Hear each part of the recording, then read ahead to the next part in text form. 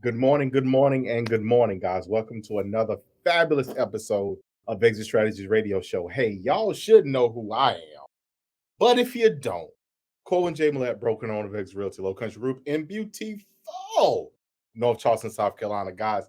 Hey, look, we're off to a dynamic start. Whew, yes, it has been a time.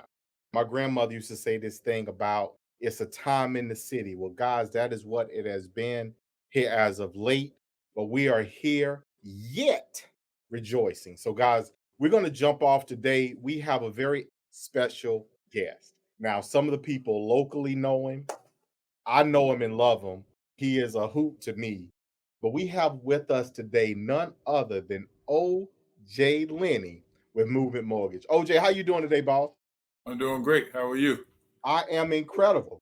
So if you could, because everybody don't know you like I know you, but Right. if you could give our listeners just a smidgen of who you are and what got you to where you are, and then let's talk about where you are and go forward from there. Sounds good? Sounds good. I'm OJ Linney. I am originally from Greensboro, South Carolina, actually a little town outside of Greensboro called Brown Summit. Oh no, you Like messed me up with that. I'm it's sorry. I like one, wasn't it's like one stoplight. The first time I went home was about last weekend for the first time in like 3 years pre-COVID. Wow. Man, I got down there. They got a Bojangles or AutoZone. I'm just like, wow, they got all this stuff that I'm like wasn't there when I grew up. But I came to Charleston in '98, got a basketball scholarship to play at Charleston Southern, played there for 3 years after leaving JUCO, and just loved Charleston, decided to stay in Charleston, raised my family here in Charleston, so Charleston is my home. I've been here for as long as I was in North Carolina, so I'm loving it here, love the people here, definitely. First full-time job was working for a mortgage company called NACA. Mm-hmm.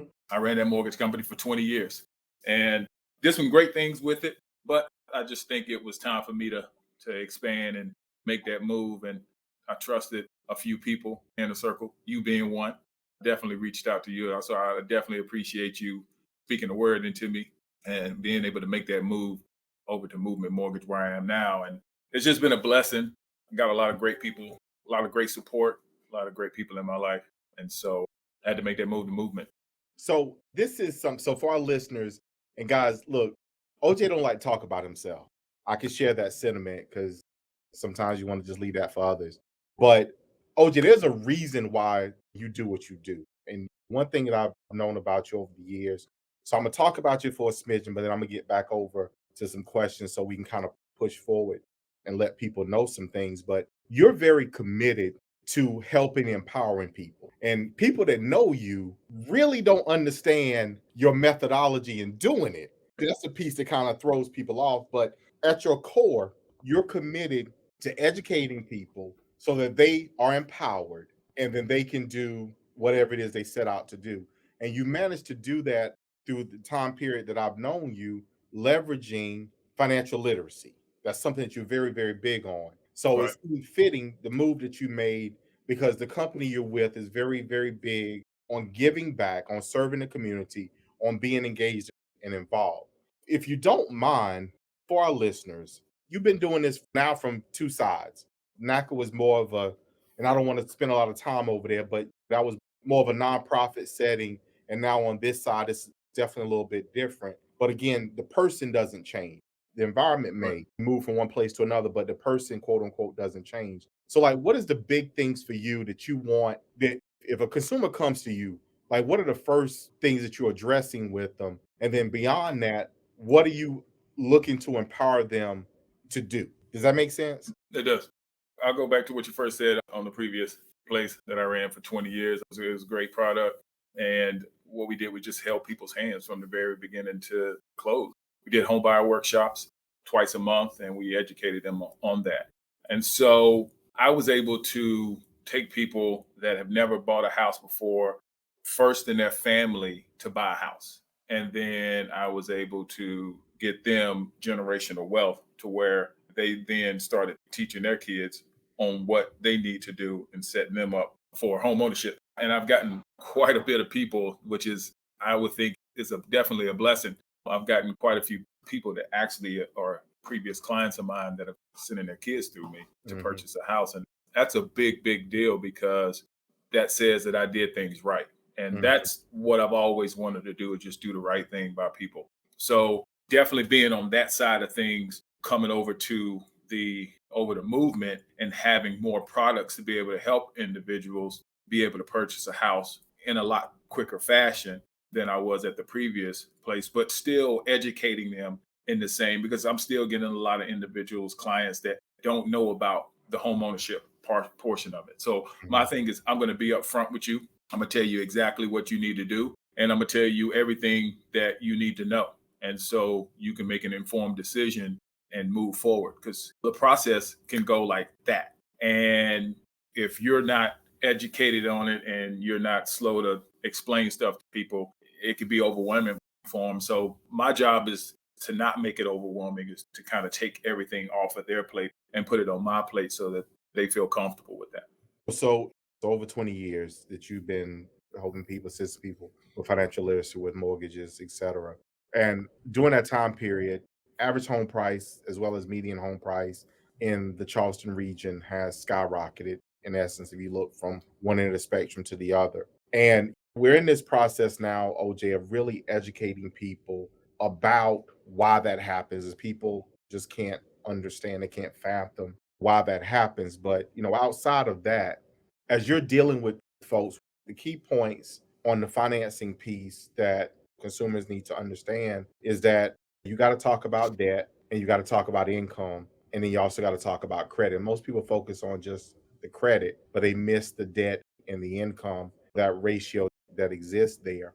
I was somewhere recently in conversation. It was a presentation. It was, yeah, the chief analyst, I believe, for Housing Wire, and he was doing his presentation talking about all the index, all these things that drive interest rates, because that is something that people are getting hung up on or have gotten hung up on. So we got to have a basic understanding, but we also need to understand, like, general median home price in Charleston is around 400,000, a little bit over. Average home price tends to be a little bit higher than that. The average income that people need to purchase is higher. So if you don't mind, kind of give me maybe an idea of what you're seeing, like, for people to qualify. It doesn't have to be specific. What kind of incomes do people need in the current market to qualify for a home based upon where prices and rates are? Well, the biggest thing is going to be, most individuals are going to have student loans, right? Some of them have quite a bit. And then they also have car loans. So if Mhm. you're on one income and you have a student loan and a car loan, your ratios are definitely going to be high. There's some lenders that we can go a little higher on as far as what we call the back end ratio. But the issue you run into is the housing prices here in Charleston have been inflated by people moving down south. Just my neighbor right next door, they moved from California. They bought a house in California in 2017 for 500,000, and in 2021 they sold that for 1.2 million. And they took that 700,000, came over here and bought a house that was twice the size of the one in California for cash. So they thought, hey, 385 for 2,500 square feet is excellent, because I had 1,100 square feet, it was 500,000. So the incomes here in Charleston isn't the greatest, right? And so a lot of times it is best if you have two incomes, married couples. And I always advise you, hey, if you're not married and you want to buy together, then this is a big commitment for you guys. So you just can't be throwing somebody on the mortgage just because, oh, they got some income. So you're probably looking at having to have income probably around the $65,000 range. And that's with minimum debt, right? Mhm. Because you've got to anticipate your mortgage payment being close to $2,000, $2,200, $2,400. A lot of times when the first conversation I have with clients is, what are you looking to pay a month for a mortgage payment? And I always get, I don't want to go above 1,200, 1,300, Mhm. or 1,400. Mhm. Well, you're not even really being able to do that in rent anymore. That's Rent is fair. 18, 1900. And Mhm. when you're paying $1,800 for an 850 square foot apartment or a small studio, you're not even in the realm of being able to qualify if you're talking about 1,000. I Hmm. just recently had a client that said she wanted to pay $1,400 a month, and I was just like, $1,400 gets you like 170 right now, especially with the interest rates or where they are. And so she was kind of shocked. But here's what you need to do: you need to save payment shock. If you're paying $1,000 here, you want to save 1,000 to see if you can make that $2,000 mortgage payment. Yeah. Because if you're up in that $2,000, $2,200 range, and the ratios fit, and you're comfortable doing it after showing it, then I'm comfortable qualifying you for that amount. But you Mm. definitely have to watch out for debts. A lot of people say you got to boost your credit score. So let's go out and get some personal loans, some credit cards, and that kind of stuff. And what people have to understand is when you get these things, it doesn't immediately increase your credit score because credit is based off of longevity. So the longer you have a credit card, the better it's going to help your score. And Hmm. also, you got to keep the line of credit 30% max, and Hmm. that helps your credit as well. And so it's a lot of things that have to do with just what's your credit score? My credit score is 650. What can I do to get it more? So as you were saying, income's got to be there. Little debt has to be there because even if you have a 780 credit score, but you have an $800 car payment and you've got student loans, well, there's your mortgage payment right there. And Hmm. so you wouldn't be able to qualify for what you want to qualify for. So it's not all about just credit score. It's about limiting the amount of debts you have and definitely increasing the amount of income. So, one of the things in this process, people obviously want to qualify for what it is they want to qualify for when they're always giving. I mean, I say always, but I get this. Well, my friend bought, Lord knows Right. I get that one. All My the time. apologies.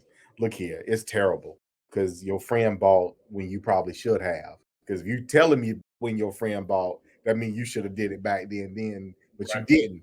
So now we try to have this conversation now, and we can't Right. go back to the past. So a lot of people been saying this phrase about you married a house, but quote unquote date the rate, meaning that you look at the rate. Okay, well, look, I got to make this purchase, and if Right. rates improve, then in the future, then you reposition.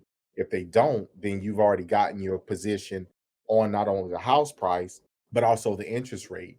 And a lot of lenders are kind of trying to project out. Nobody knows what's going to happen with rates. To be very transparent or direct, it's just blunt. Rates are still low in comparison to what they were. I mean, Absolutely.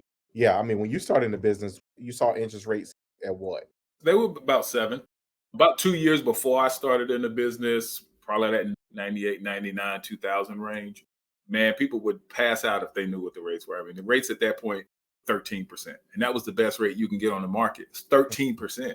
But also at that time, gas was 79 cents.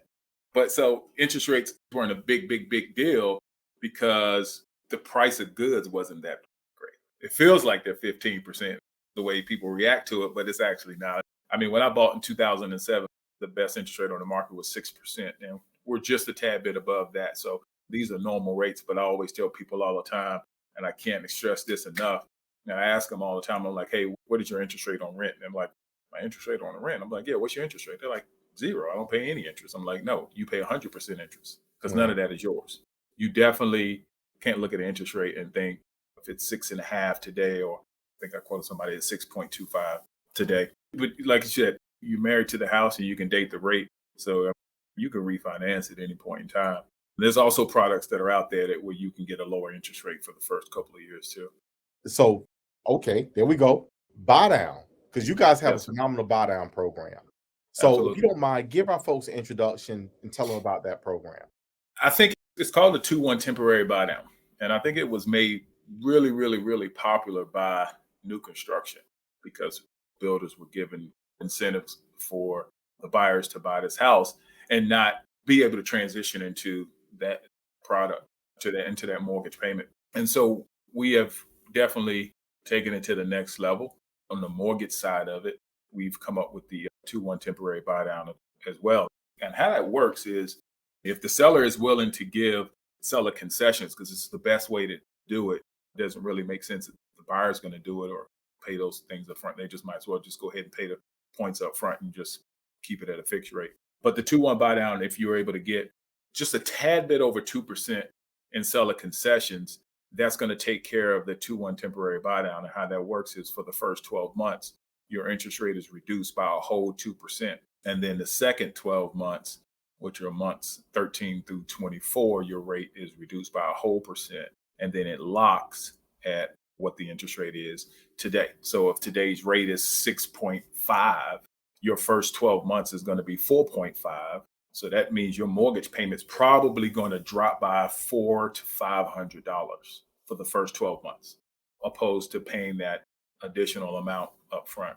And so that money that the seller has in concessions is going to be held into an account where it's going to pay the interest over time, which is why I said it doesn't make sense for the buyers to do it. And you can refinance the rate on year 3 if you want to do that. And a lot of people say, well, what if the interest rates are really great in year 2?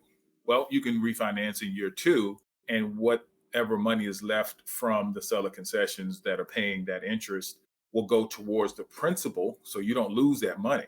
The money goes towards the principal, and then you can refinance it based on what the amount is at that point.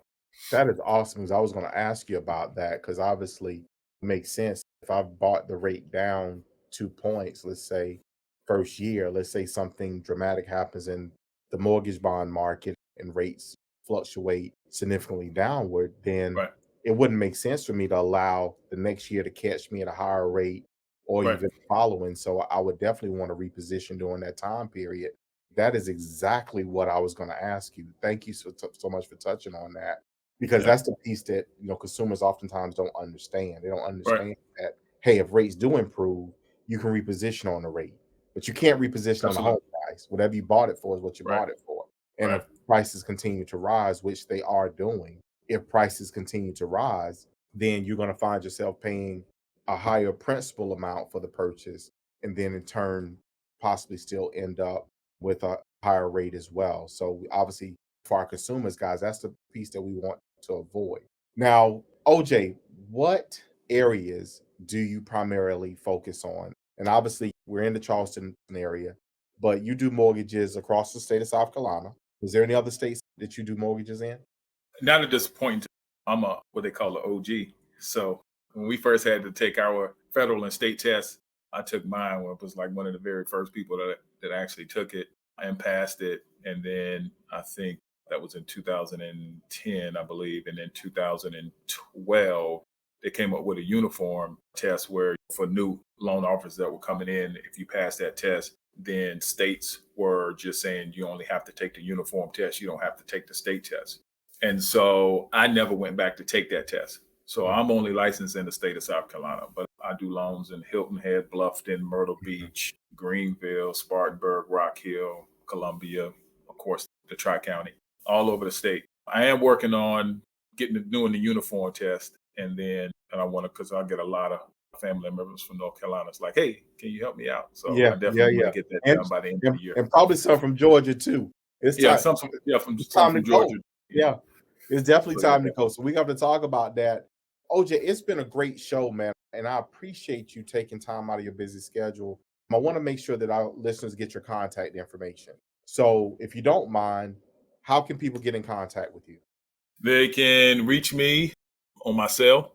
My cell number is 843-900-4302. They Mhm. can also send me an email at oj.linney@movement.com. That's oj.linney@movement.com. I also have a website, but it's kind of hard to kind of remember that. But it's movement.com/oj.linney. So if you can remember that, then that's my website as well. It's a lot of great information on my website, free tools that you can use so you can actually see that you need to be up in that $2,000 to $2,400 range when you start looking at houses, especially for what a lot of people are looking to do. And if you're looking to do new construction, yeah, you're probably going to be looking at $3,000 a month for a mortgage payment. It's a different time. It's a different animal. It But is. you know what though? I'm gonna share this with you because this is something I had a conversation with a pastor. It's been several months ago when they were in the process of buying a house, and it's amazing to me sometimes how we as people of faith lose sight of this. We oftentimes want God to bring things down, so we want Him to bring things down for our reach, but God will increase you. so that you can reach whatever it is that he has for you. So it's mindset, people. It's about mindset. Don't asking God to tear something down. He's not a God of destruction. He's a God of increase. So ask God to increase you to reach and achieve the goals that he has in mind for you. So, OJ, again, thank you so much for being a part of Exit Strategy Radio Show family. We definitely got to get you back on soon because we're going to track a journey. There's two things, and I'm going to share this real briefly and we'll wrap up for sure for today. But I tell people exit strategies. The word exit is a verb, it means that people have to move out of one place to another. Movement is a verb, it's an action that takes Yep. place, it's a movement, it's a process of going from wherever you are to something else. Now, in context, it is all greater. So you're making a movement, moving people from one place to something greater. We over here trying to get people to exit the foolishness and enter in something greater. So Right. AJ, thank you so much, man, for being a part of that movement. Thank you so much for being a part of our family. We appreciate you. For our listeners, guys, y'all give OJ a holler. But I want y'all to break his website, movement.com/OJ.Linney. I want y'all to break his website. All right. So I want Right. y'all to go on there. I want him to call me and say, hey, Cole, man, look here, man. Them people done broke my stuff, man. Let's do that. I want y'all to burn his phone up. OJ, one more time for the listeners, your contact information. 843-900-4302. And also you can reach me via email, oj.linney@movement.com. Once you buy a house through Movement, your family, and understand that we're not backed by investors. We are a 100% debt-free company, and 40% of our profit goes to the underserved communities that are in America. We have 7 schools in Charlotte. We're looking to open up a movement school, which will be in the underserved community here in Charleston in the next 5 years. So I'm excited about that. That's why I made the move. Movement is a faith-based mortgage company, and they're not ashamed to say that. I can go into the local office and I can say God is good, and then people will say all the time God is good, right? And so I couldn't do that at my previous job, and so I love it over here. Definitely worth the move. Awesome. Awesome. So for our listeners, guys, thank y'all so much for tuning in. It's been a fabulous show. Again, OJ, I really appreciate you. Love you, my brother. Our listeners, guys, y'all know what I always say. What I always say, guys. First and foremost, I want y'all to be safe out there in the streets. And y'all know how your boy feel. Your boy loves you. I love you. I love you. And we're gonna see you guys out there in the streets.